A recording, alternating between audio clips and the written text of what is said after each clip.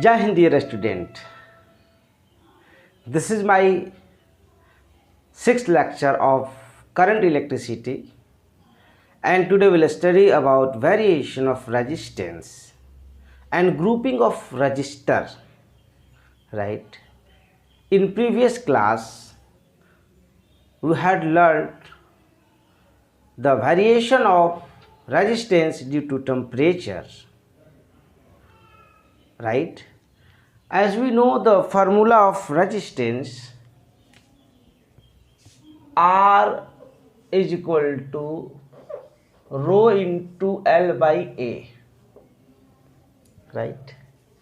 For a given resistor, if either of them, L, rho or A, changes, it means resistance of a resistor will change.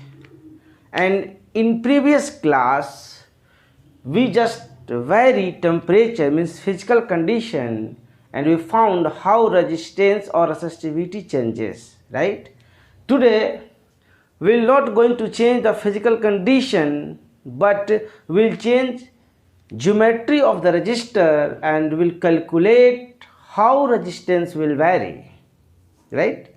See, in general, if you take two different resistors, then we can compare the resistance of these two different resistors. In general,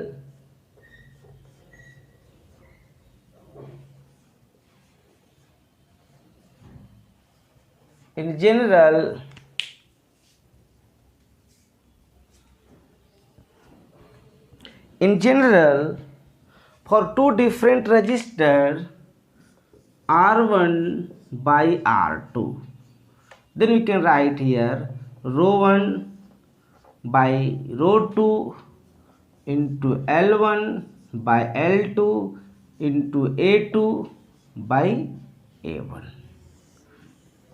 right? अब हम एक ही register को लेते हैं, एक ही material का बना हुआ है, और उसके लिए देखते हैं क्या होता है. तो मैं दूसरा केस लेता हूं.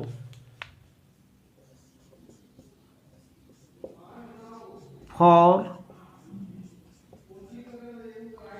सिंगल रजिस्टर, जैसा कि हमें पता है एक रजिस्टर है मेरे पास.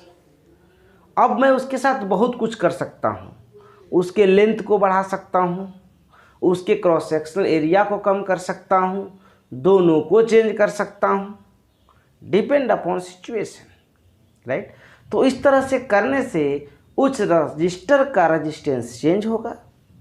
तो ऐसे करने से एक ही रजिस्टर है, हम उसके लेंथ को चेंज कर रहे हैं, क्रॉस सेक्शनल एरिया को चेंज कर रहे हैं, तो वॉल्यूम तो उसका नहीं चेंज होगा, वॉल्यूम विल रिमेन अनचेंज. तो उस केस में रेजिस्टेंस पर कैसे, व्हेन, मैं दूसरा लिखता हूं, when volume is remain constant. ठीक, इसमें मैं एक केस लेता हूं, due to variation of length, due to variation of length. जरा देखेंगे भाई मेरे, R इज इक्वल टू हमको मिला है rho into L by A. Volume उसका चेंज नहीं हो रहा है. इसका मतलब इस एक्सप्रेशन को अगर वॉल्यूम के टर्म में हम लिखना चाहें तो लिख सकते हैं R इंटू रो. अभी मैंने इस मटेरियल के रेसिस्टिविटी को कांस्टेंट लिया है, क्योंकि ये सेम मटेरियल है, ये नहीं चेंज हो रहा है. ये L पहले से था और मैं इसमें L से मल्टीप्लाई करता हूँ ऊपर नीचे, A इंटू एल. अब ये क्या हो जाएगा, वॉल्यूम. तो हमने देखा, अब इसको इस तरह से लिखेंगे तो रो इंटू एल स्क्वायर बाई ये क्या हो जाएगा, volume of the register. Right? तो हमें क्या मिला relation, here R is directly proportional to L square. अगर वॉल्यूम कांस्टेंट है, अगर वेरिएशन हो रहा है ड्यू टू लेंथ, हम उसके लेंथ को अगर चेंज कर रहे हैं तो हम कहेंगे कि R directly proportional to L square. So अब हम इसको लिख सकते हैं R1/R2 is equal to L1 square by L2 square. ये न्यूमेरिकल में बड़ा यूज होगा ये रिलेशन। अब देखें, अब मैं बी केस लेता हूं, variation due to cross sectional area. अच्छा, इसी में अब मैं कुछ और क्वेश्चन अराइज कराता हूं। जैसे कोई कहे कि थोड़ा सा अगर हम इसके लेंथ को चेंज कर देंगे, वॉल्यूम रिमेन अनचेंज है, तो बताओ कि उसका रेजिस्टेंस कितना चेंज होगा। जरा इधर देखेंगे ध्यान से, R इज इक्वल टू हमें मिला है rho into L square by volume. तो यहाँ हम देख रहे हैं कि R directly proportional to L square, right. अब कह रहे हैं कि हम इसके लेंथ को थोड़ा सा चेंज करें, वेरी स्मॉल। अगर ज़्यादा चेंज करेगा तब तो निकाल लेंगे, परसेंटेज भी निकाल लेंगे, लेकिन थोड़ा, जैसे कहे कि अगर इसके लेंथ में 2% का चेंजिंग हो तो बताओ कि इसके रेजिस्टेंस में कितना का चेंजिंग होगा। तो अगर मैं इस प्रोपोर्शन को हटाऊं, मैं ऐसे लिख K इंटू L स्क्वायर। चलो दोनों तरफ मैं पार्शियल डिफ्रेंशिएशन करता हूं, तो डी, इस इक्वेशन इसको 1 मानता हूं, तो D R is equal to क्या हो जाएगा, K into D R by D L, L के रेस्पेक्ट में K into 2L। So D R is equal to what, K into 2L into D L.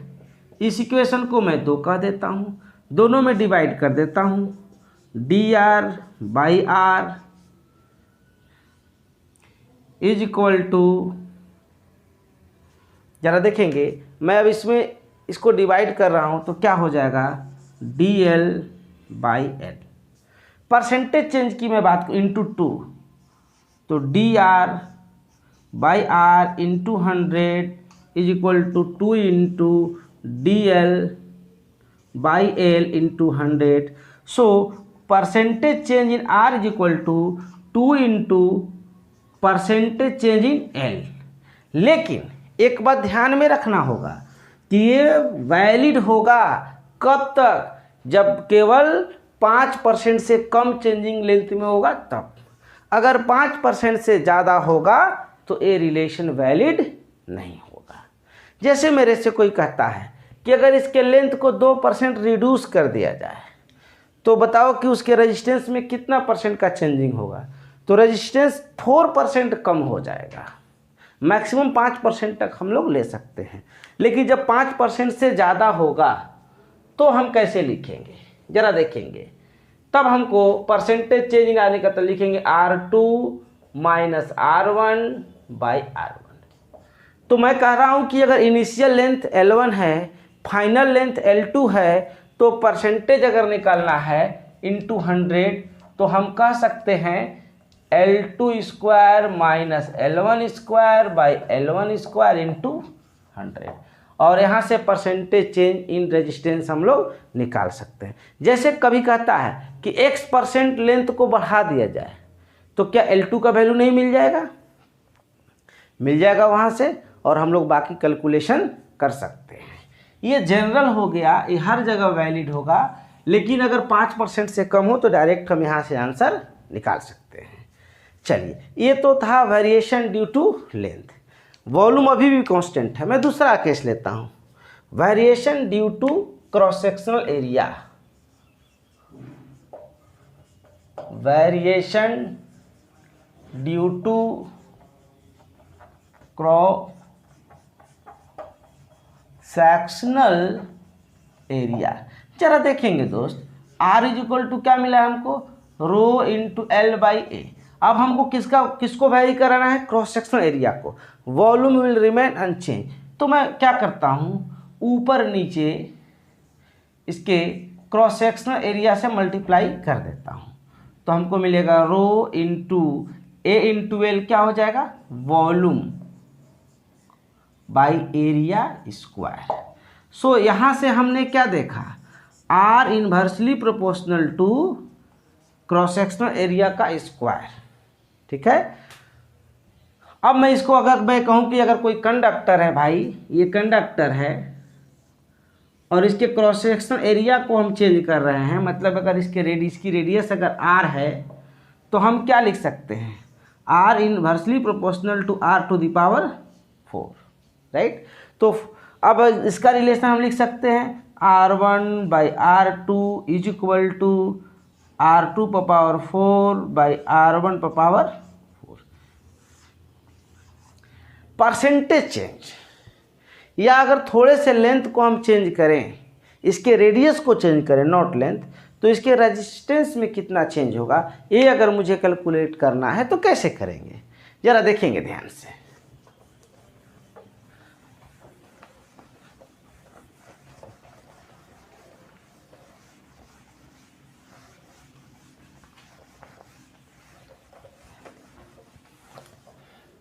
देखेंगे भाई, यहाँ हमें R इज इक्वल टू, ये जो रिलेशन मुझे मिला है, ये वाला रिलेशन मैं इसको लिख सकता हूँ K by R to the power 4, right. अब मैं इसको इक्वेशन 1 कहता हूँ, इसका पार्शियल डेरिवेटिव करता हूँ, dr बाई स्मॉल r, ये क्या हो जाएगा हमारा, ये हो जाएगा minus 4 into R to the power -5 means D R is equal to minus K into 4 into R to the power 5 into D R. इस इक्वेशन को मैं 2 कह देता हूँ। अब दोनों से मैं डिवाइड करूँगा, so D R by R is equal to हमको मिलेगा -4 into D R by R. Percentage की मैं बात करता हूँ, परसेंटेज की, तो मैं ऐसे लिखूँगा delta R by R into 100 is equal to -4 into delta R by R into, लेकिन याद रहे ये दो चीज़ है, पहले तो यहाँ नेगेटिव साइन है, मतलब इसका क्रॉस सेक्शन एरिया बढ़ेगा तो रेजिस्टेंस घटेगा, अगर क्रॉस सेक्शनल एरिया घटेगा तो रेजिस्टेंस बढ़ेगा, नेगेटिव साइन बता रहा है। लेकिन ये फार्मूला कहाँ तक वैलिड होगा, अप टू 5%, 2% तक ही लोग लेते हैं। तो जैसे मेरे से कोई पूछता है कि एक कोई कंडक्टर है, उसके क्रॉस सेक्शनल एरिया, इसके रेडियस को अगर हम 2% अगर इंक्रीज करा देते हैं तो बताओ कि उसका नया रेजिस्टेंस क्या होगा, वॉल्यूम कांस्टेंट है तो अगर 2% इंक्रीज कराएंगे तो उसका 4 इंटू 2%, तो 8% उसका रेजिस्टेंस कम हो जाएगा। लेकिन ये फार्मूला 5% से कम रहेगा तभी वैलिड होगा, अगर 5% से ज़्यादा हो जाए तो फिर से हम लोग यही वाला फार्मूला लेंगे, R2 minus R1 by R1 into 100 is equal to R2 to the power 4 minus R1 to the power 4 by R1 to the power 4 into 100। अब परसेंटेज चेंज के लिए रिलेशन देगा और हम लोग कैलकुलेट कर लेंगे। Okay,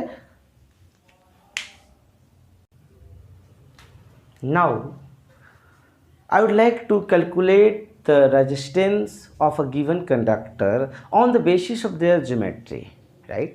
As we know, the formula of resistance R is equal to rho into L by A. In differential form, it can be written as dr is equal to rho into dx by A, right? अब इससे बहुत सारा case हो सकता है, मैं case लेता हूं, case 1, when resistivity is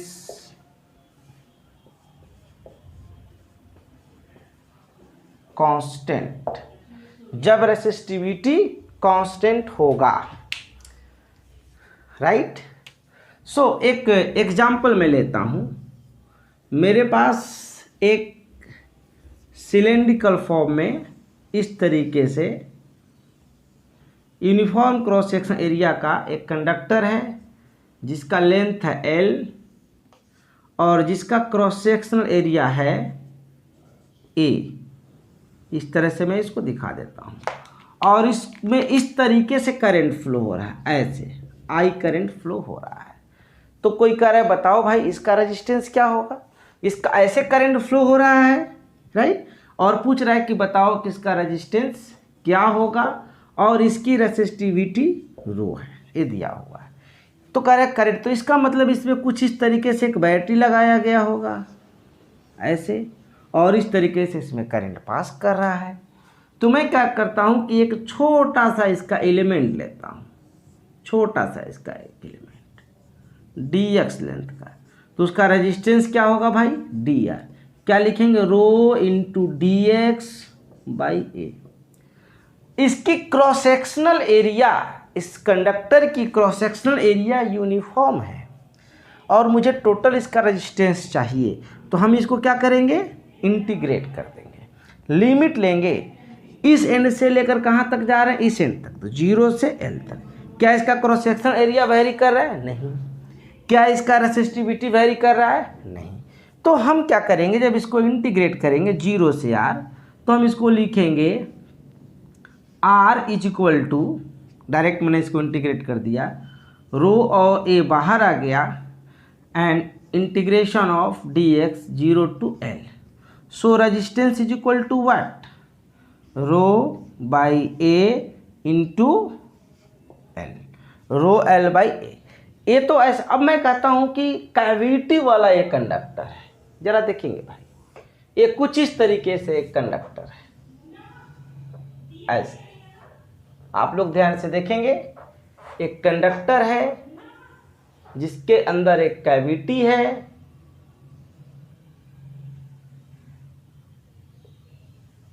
right, और इसका इनर कैविटी का जो रेडियस है वो A है और बाहरी सेक्शन का जो रेडियस है वो B है, और इसका रेसिस्टिविटी रो है। कुछ इस तरीके से इसमें करंट फ्लो हो रहा है।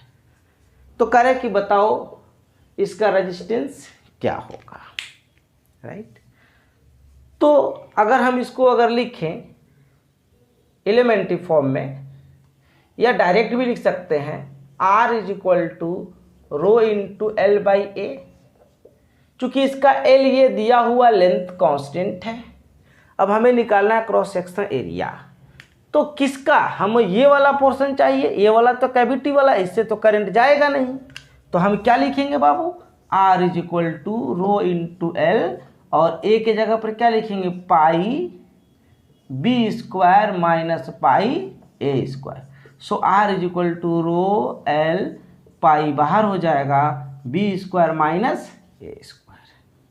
इस तरह से जब क्वेश्चन हमको मिलेंगे तो निकाल लेंगे। चलो ये तो सिलेंड्रिकल फॉर्म में है, अभी करंट ऐसे पास कर रहा था तो हमको एक्सप्रेशन A मिला।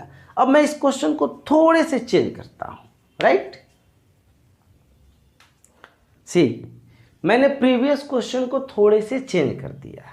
अज्यूम करो एक सिलेंड्रिकल कंडक्टर है और इसके बीच में एक कैविटी है, और एक कैविटी वाले साइड से बैटरी के एक टर्मिनल को जोड़ा गया, दूसरा बाहर से।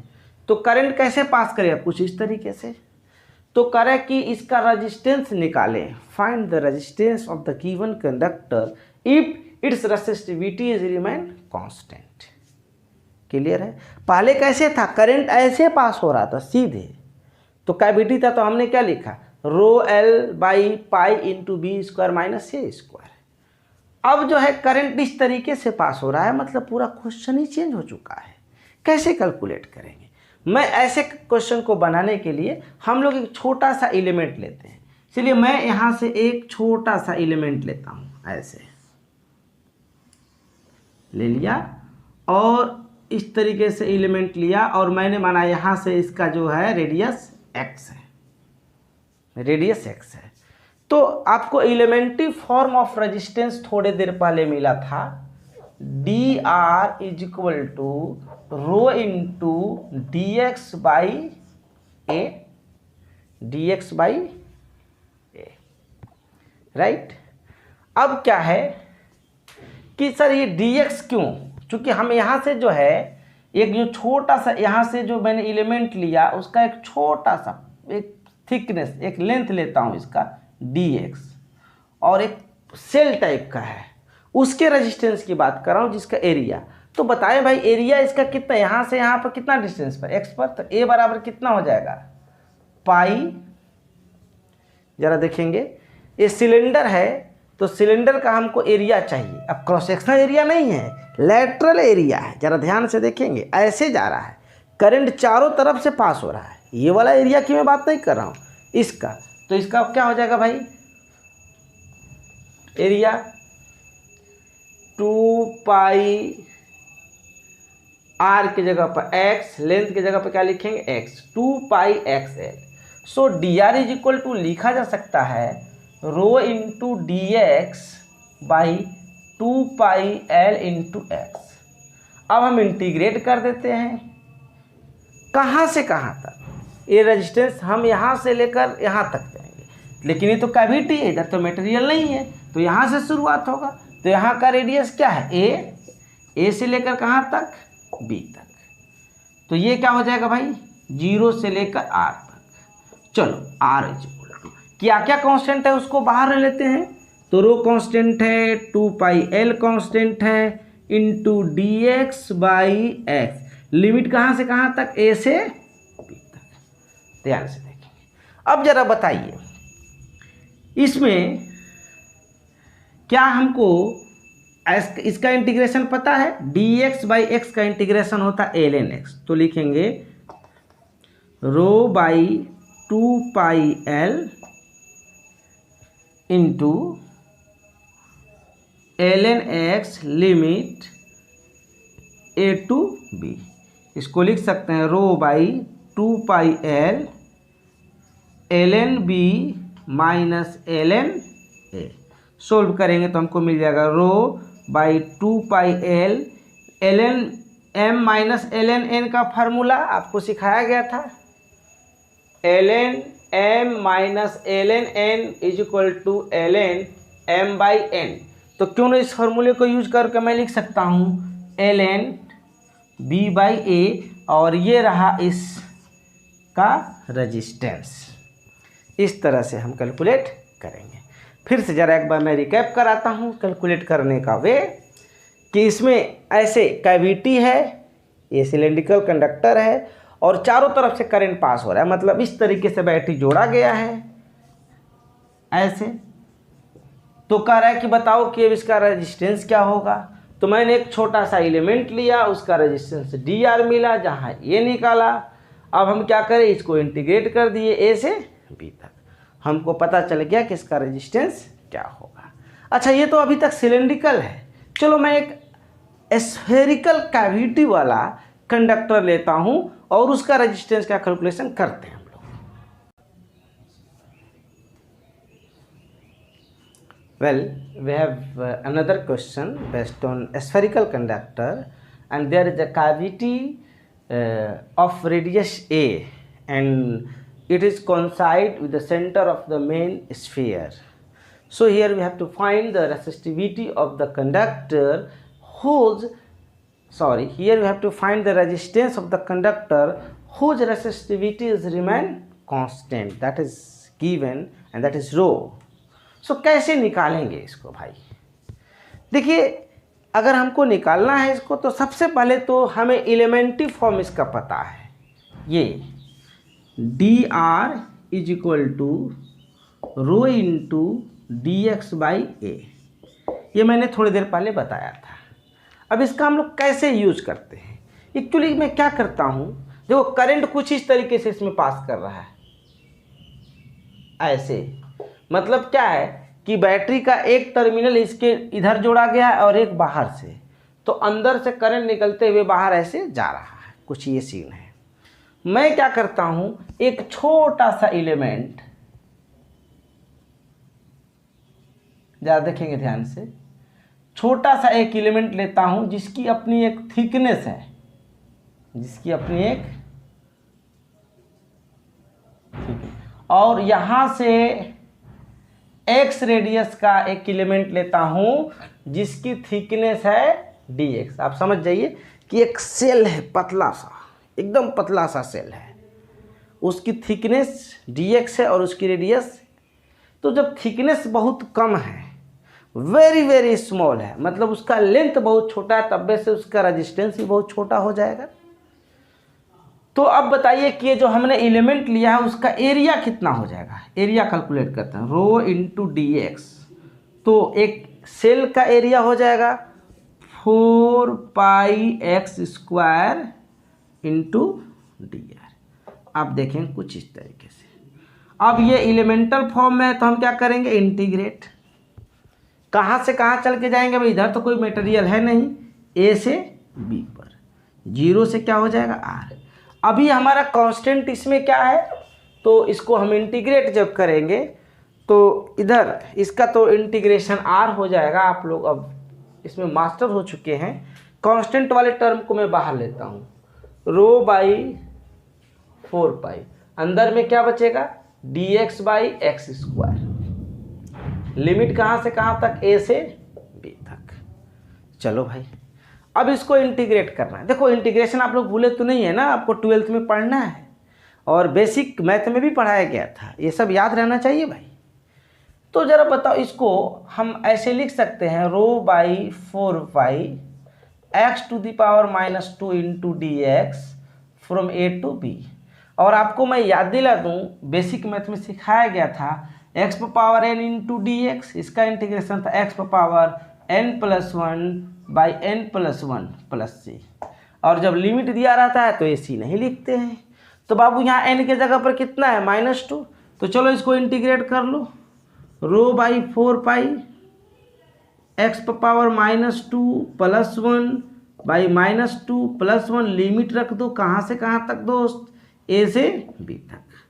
तो मिल जाएगा रो बाई 4π, और ये नेगेटिव को मैं बाहर ले लेता हूँ, ये हो जाएगा 1/x, कहाँ से कहाँ, a से लेकर b तक। चलो हम इसके लिमिट को रख देते हैं, रो बाई 4π, ये हो जाएगा 1/b, हो जाएगा -1/a, upper limit minus lower limit. इस नेगेटिव साइन को हम अंदर ले जाते हैं, तो रो by 4π into 1/a minus 1/b, तो हमको मिल गया इसका रेजिस्टेंस, राइट। चलो अभी तक तो हमने जितने भी कंडक्टर को लिए उसका ज्योमेट्री रेगुलर था। कुछ क्वेश्चन ऐसे करते हैं जिसका कि ज्योमेट्री रेगुलर नहीं है, राइट। चलो एक वैसा क्वेश्चन करते हैं। Well we have very good question. आप इस ज्योमेट्री को देखें, कुछ इस तरह से दिख रहा है सिस्टम टाइप का, और इधर का जो है, इधर के क्रॉस सेक्शन का रेडियस ये है और इधर के क्रॉस सेक्शन का रेडियस b है, और इस तरह से ये बढ़ते गया है और यहाँ पर इसको रख दिया गया है। मतलब आप एक कह सकते हैं कि एक बकेट जो होता है, पहले जो बकेट आता था इस तरह का शेप में है।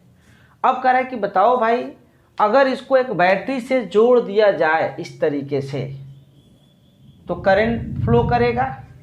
तो करंट फ्लो करेगा तो ओम्स लॉ लगाकर हम लोग इसमें कितना करंट फ्लो होगा, अगर इसका पोटेंशियल डिफरेंस b है तो हमको क्या चाहिए, रेजिस्टेंस। क्योंकि ओम्स लॉ तो लगाना जानते हैं, v = I × R। तो वो अब हमको R कैसे निकालना, तो कह रहा है कि from figure shown find its R, इसका रेजिस्टेंस निकाले, राइट। इसकी रेसिस्टिविटी रो कांस्टेंट है, वेरिएबल भी हो सकता है, उस पर भी बेस्ड हम लोग क्वेश्चन करेंगे तत्काल। इसका हमको रेजिस्टेंस निकालना है। अगर रेजिस्टेंस निकालना सीख जाएंगे तो बैटरी कितना करंट सप्लाई करेगा वो भी हम लोग सीख जाएंगे। चलो कैसे निकालेंगे भाई, ध्यान से देखना इसके रेजिस्टेंस को। और देखो इस तरह के क्वेश्चन बोर्ड में तो नहीं पूछे जाएंगे, ठीक है, बाय पूछ दिया तो आपका लक है, बट सीखना बहुत ज़रूरी है। मैं इसलिए नहीं बता रहा हूँ कि आप क्वेश्चन इसको बनाओ, आपका दिमाग खुले, क्योंकि बहुत सारे सिचुएशन 11th में भी ऐसे आए थे और आगे भी आएंगे। हीट ट्रांसफ़र में भी आए थे, तो ये आपको जानना, वो ग्रेविटेशन में भी ऐसा आता था, आपको सेंटर ऑफ मास में आया था, फ्लूइड मैकेनिक्स में आया था। तो इस तरह से हमने काम किया था। देखो मैं क्या करता हूँ कि इस एंड से इसको मैं इस एंड से मैं एक x डिस्टेंस पर एक छोटा सा एलिमेंट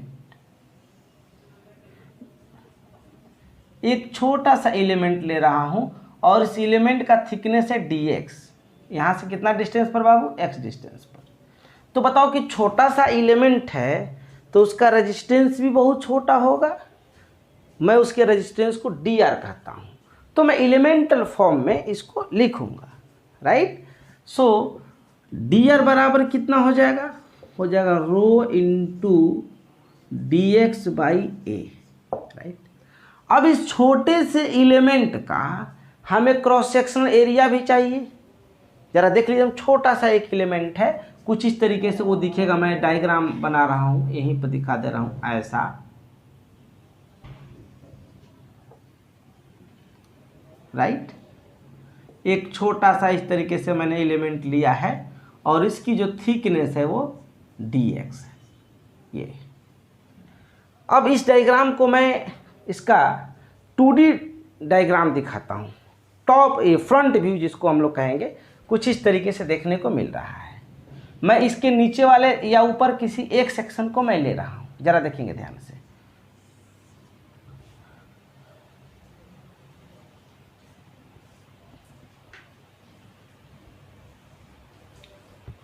एक सेकेंड, बारिश आ गया, देखेंगे थोड़े से डिस्टरबेंस हुआ है, मैं बाहर चला गया था। अब क्या है कि मैं इसका फ्रंट व्यू बना रहा हूँ, कुछ इस तरीके से दिखेगा ऐसे, राइट।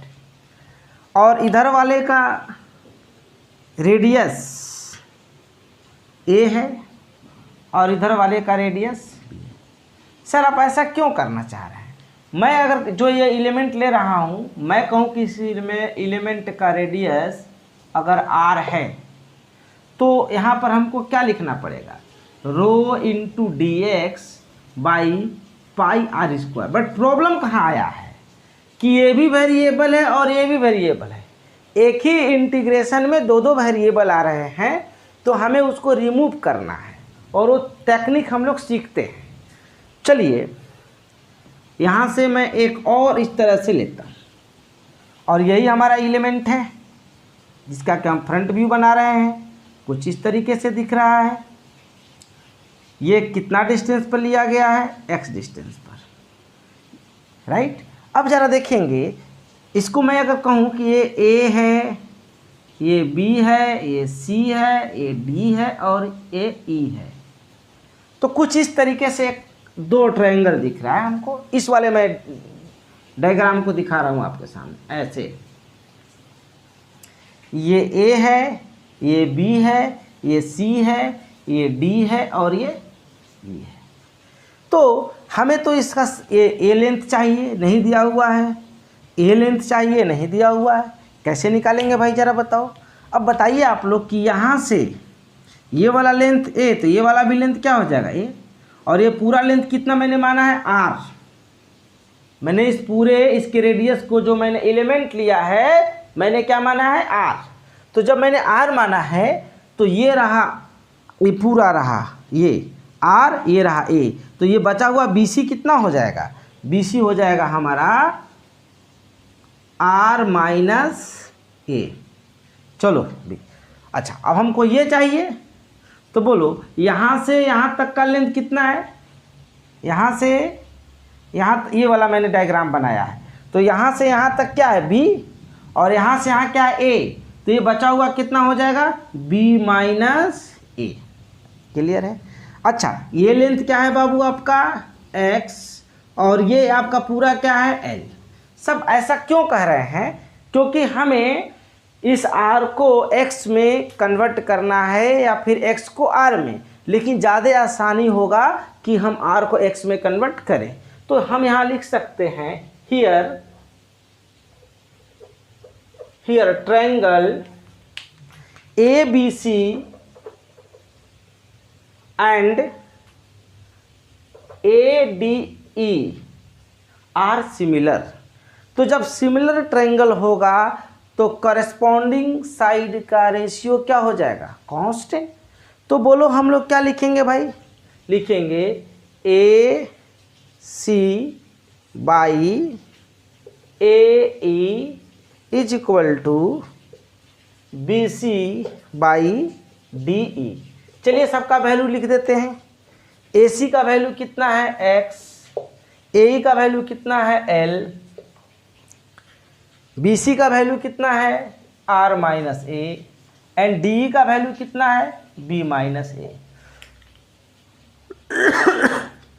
तो हमें क्या चाहिए, यहाँ से r का वैल्यू चाहिए, जरा सोल्व कर लेते हैं। r minus A is equal to X by L into B minus ए।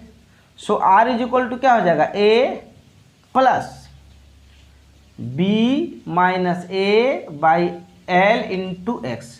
लो जी, r का वैल्यू आपको मिल गया है।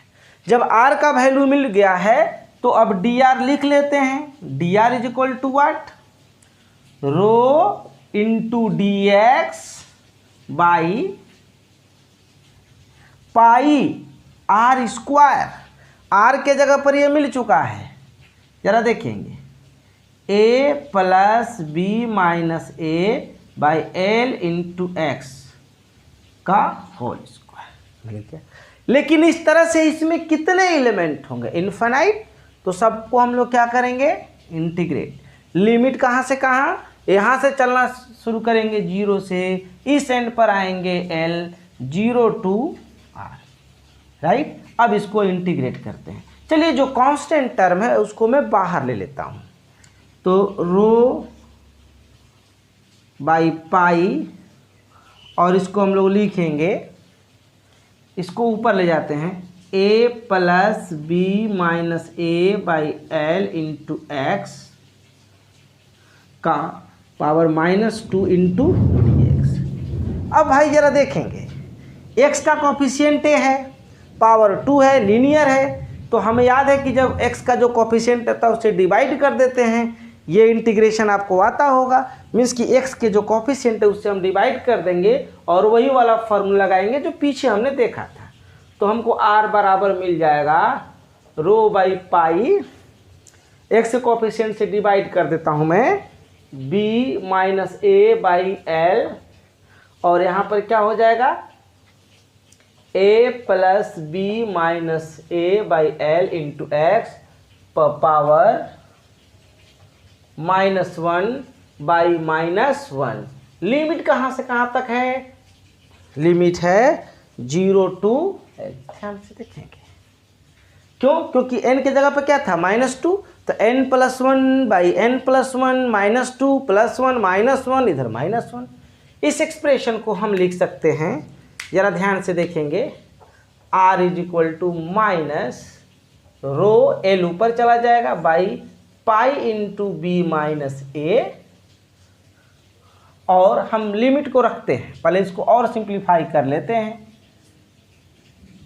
1 by A plus B minus A by L into X power 1, limit 0 से l। चलिए लिमिट को रख देते हैं, rho l by pi into B minus A, upper limit रखेंगे तो क्या हो जाएगा, 1 by A plus B minus A by L into L, minus, अब लोअर लिमिट 0 रखेंगे तो ये क्या हो जाएगा, 1 by A, negative sign already बाहर अभी है। So rho l by pi into B minus A, इसको सोल्व करते हैं, l से l जाएगा, ये a से a चला जाएगा, तो 1 बाई बी माइनस 1 बाई ए। जरा सिंप्लीफाई कर लेते हैं इसको, नेगेटिव साइन को मैं बाहर ले जाऊँ, बाहर अभी रहने दे रहा हूँ, rho l by pi into B minus A, तो क्या हो जाएगा, a minus B by A into B, हो गया। अब जरा देखेंगे, ये माइनस अगर मैं इधर अंदर ले जाऊंगा तो ये भी क्या हो जाएगा, b माइनस ए हो जाएगा। तो अगर इस माइनस साइन को मैं अंदर ले जाता हूँ तो b माइनस ए कैंसिल हो जाएगा, तो रेजिस्टेंस बराबर हमको क्या मिलेगा, rho l by pi into A into B. ये फार्मूला याद रखेंगे अगर आप नीट का प्रिपरेशन कर रहे हैं तो, ये फार्मूला याद रखेंगे अगर आप आईआईटी का प्रिपरेशन कर। लेकिन एडवांस में जब जाएंगे तो ये रो भी वेरिएबल कर देगा और तब मज़ा आएगा। एक क्वेश्चन ऐसा भी करके हम लोग देखते हैं। तो ये बहुत अच्छा आपको रिजल्ट मिला, देखेंगे R = rho L by pi into A into B। एक और इस तरह का देखते हैं situation. Well, we have very interesting situations and you have to find the resistance of the given material, okay, and there are 3 different cases।